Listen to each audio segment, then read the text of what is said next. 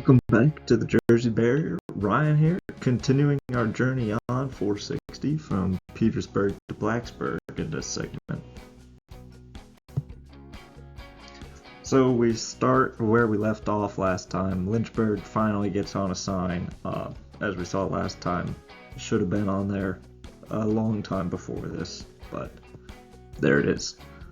So here we get a mileage sign right off that exit where we get Blackstone 6, Farmville 36, Lynchburg 85. Really no complaints on this one. Roanoke is still over 120 miles away at this point, so I'm okay with Lynchburg being the bottom line there. But this is even more reason why it should have been on the signs the whole time, because Blackstone's only 6 miles at this point, but no huge complaints. Now here, maybe some of the best controls I've ever seen. We get a triple control city on a triple-digit US highway. That's fantastic. You almost never see that. And then for 360, South Boston and Danville is awesome there and absolutely correct. We get Roanoke on the sign as well, with the other two that were on that mileage sign previous. So we continued those same control cities with good use of real estate here with 460 shield right on top of the mileage sign, and happy to see that consistency right off the overhead. And now here we're going through Farmville. We get the exit for business 460. Just thought I'd show that on there, going through Farmville here. And this is from Main Street in Farmville. We get no control for 460. Would probably like to see a little directional for Lynchburg, at least, if not Roanoke. This is at the other end of Farmville, still near the city limits, where we get the exit for 15 North, and the other side of business 460, going through Farmville. But 15 does in fact go to Culpeper. It's a long ways away, but it's the best choice. I considered Charlottesville being on that sign, but it's a lot to assume. You would probably have to put a 64 shield on there, and Charlottesville's still a little bit down 64, so it's a lot to assume, and I'm fine with Culpeper right here. So now that's our next town along the route of note through Appomattox. So we get 460 business.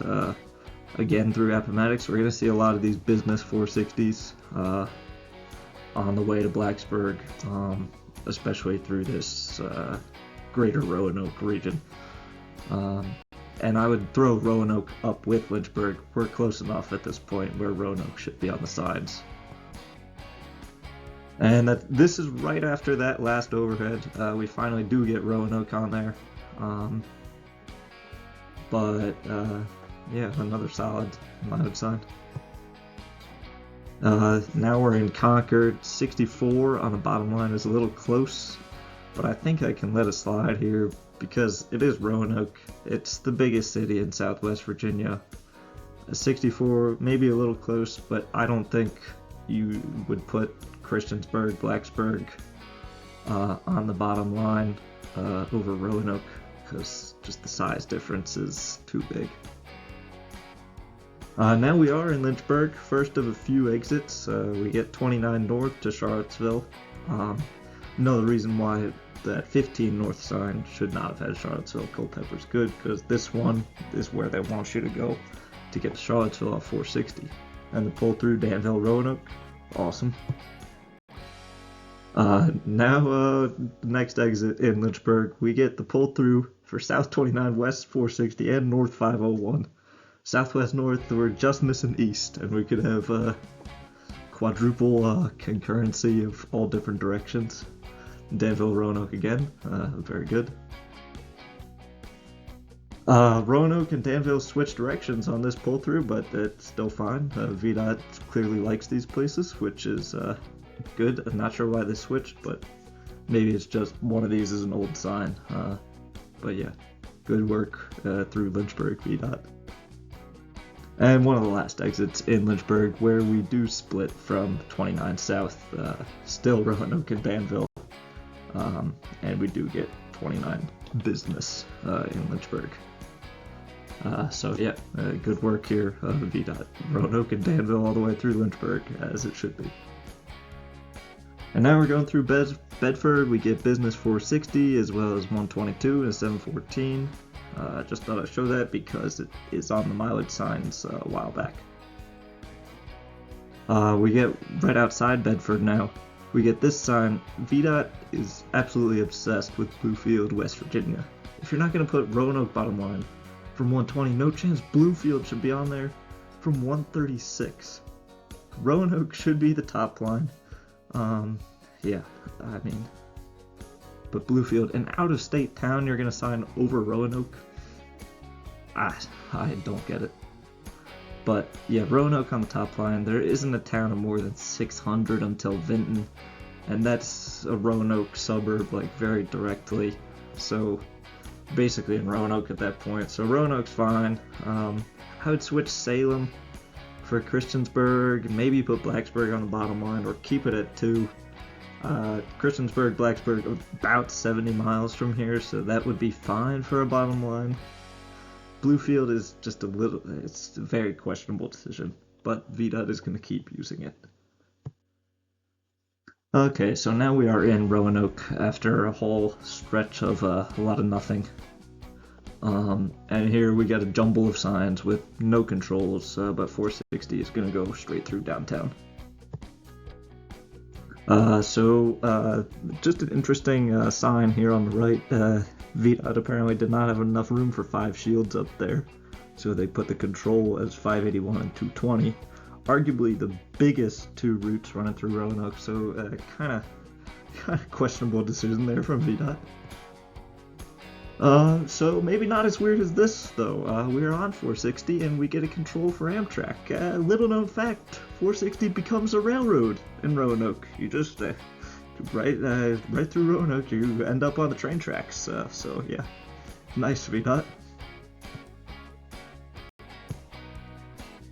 And now we are on a neighborhood. After we are past the Amtrak, we're just in a neighborhood. This is still a U.S. highway, but doesn't look like it. Now we're at Salem. Second right is a terribly hilarious control for I-81, but we continue to head west towards downtown. So that's the main route to 460. There's a lot of alts and business, but we're just going to go through downtown Salem. Similar jumble signs here in downtown Salem to Roanoke, but you can see 460 west with no business or alt heading on it. Continues right or straight here, and we get some traffic lights. We're leaving downtown Salem. Cool fact, I ran on this portion of 460 while staying in Salem, but you can see not the Denny's, but there are signs on that corner. 460 west continues straight, but 81 is running pretty much concurrent for the next 30 miles or so. So 460 is not really a reasonable route except for small towns along the way until we get to Christiansburg. And here you can see that they are directing traffic to Christiansburg to 81, which makes a whole lot of sense because it's definitely faster. So maybe some justification for the Bluefield on that previous sign, but you still would have to go through Christiansburg to get to Bluefield. So it's faster on 81 to get anywhere, except places in between Salem and Christiansburg, like Elliston. So it's a tough situation here with 460 because 81 is the faster route, but still don't like Bluefield. So now we get a mileage sign here right after that 81. Christiansburg should definitely be on this sign in some shape. Bristol is 11's control, but that's terrible. 81 is way faster, and they direct you on 81 once you get to Christiansburg. I'd be okay with Elliston, Christiansburg, Bluefield, or even sub-Bluefield for Radford. It's 11's first destination past Christiansburg, which these routes both meet at, and they meet 81 again at a major interchange. So yeah, that's my opinion on this. Yeah. And now we are in Christiansburg after we get past some of those small towns along 460. And we can see Bristol is 81 now. You could argue control should be Knoxville, but that's a topic for another time. Blacksburg's first appearance on any sign 5 miles from it. That's kind of strange. We can see from 81 south to where you get a tech control with Christiansburg and Blacksburg in the distance. Pretty cool stuff. And we're getting off 81 north here. We see our first exit numbers of 460 because this is a major bypass through the Bergs and not going on business. Franklin Street in Christiansburg and Main Street in Blacksburg. First of a few Christiansburg exits. Blacksburg should absolutely be the control as it's the local bypass. So we are in Christiansburg here. Business will continue straight. And Blacksburg is right, and you can see Bristol South 11 follows business 281. So that's where they're directing Bristol.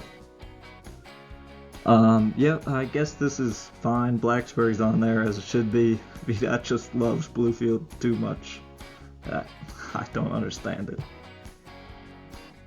So we see Radford exit now, as well as one of the thoroughfares of Christiansburg, commercial area on this exit, and still Blacksburg and Bluefield. And here, Virginia Tech gets its own control now, as most of the actual town of Blacksburg attractions are on Main Street this exit, so quicker to get to on business 460. Definitely unique having Virginia Tech as the control, but I think it's pretty cool. Alright, we will end here with a beautiful view of the beginning of the Appalachian Mountains just past the Tech campus exit on 460 with a nice route shield. Wait a second. Something looks off about that west marker on top. It almost looks like it's spray painted. Wow, VDOT. Couldn't spend the $30 to get a real sign. Unbelievable. Well, we did talk to VDOT, so special video is coming on Friday. Stay tuned for that. We'll see you then.